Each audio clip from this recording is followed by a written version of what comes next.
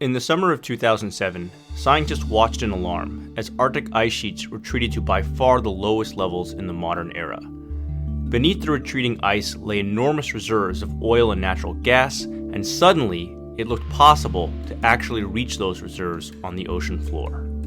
Since then, states have jockeyed for position, arguing over legal rights to these fuel reserves and building new icebreakers and Arctic military bases to back up their claims. In the process, we learned about how climate change could shape future global military competition. More importantly, we learned fundamental truths about how the structure of a country's economy determine the interests they are willing to compete over. I'm Jonathan Markowitz. I'm a professor at USC, and I study why some countries have a stronger interest in securing control over natural resources than others.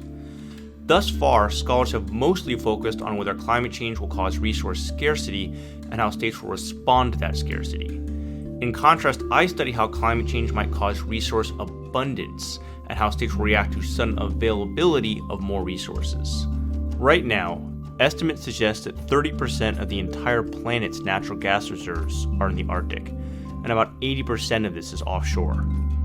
This is important because states have overlapping claims to the ownership of these resources. To understand how states will react, we need to know what type of states have the strongest interest in securing control over resources. Conventional wisdom argues that resource-scarce states will be the most interested in securing oil or natural gas, while resource-abundant states will be the least interested. In my new book, Perils of Plenty, I argue the opposite. Some resource-rich states actually become economically dependent on selling their resources. This incentivizes states to seek additional resources in order to secure control over a critical source of their nation's wealth. So how have things been playing out in the Arctic? Confirming my theory, the resource-abundant states were actually more likely to seek control over resources, not less.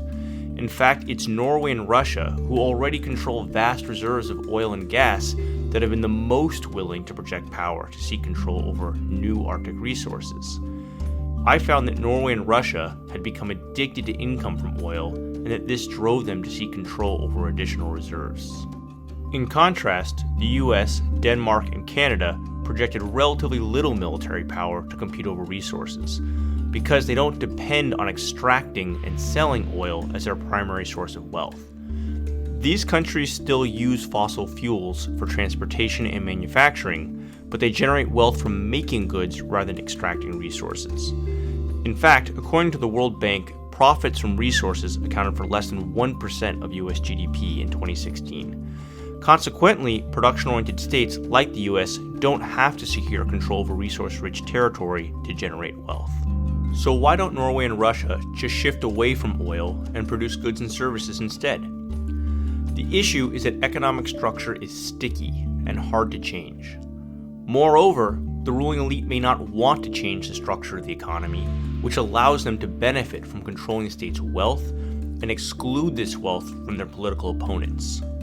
This is especially the case in Russia. Even if the elite did want to change, it would take decades for Russia and Norway to invest in the infrastructure and technology necessary to focus primarily on producing goods. The problem these countries face is that they need income now and can't wait decades to realize the profits from investing in production. These findings have important implications for understanding the future of resource competition and territorial conflict.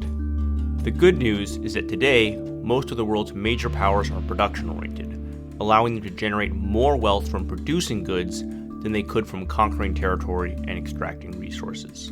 The bad news is that many of the world's states remain economically dependent on extracting natural resources. Previous research has suggested that greater trade and economic development would make these states less interested in seeking territory and, as a result, more peaceful.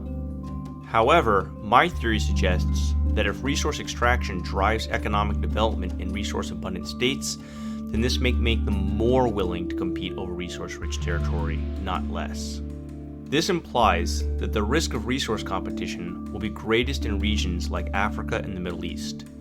This is not because countries in these regions are resource scarce, but rather because they are resource rich and have grown economically dependent on these resources.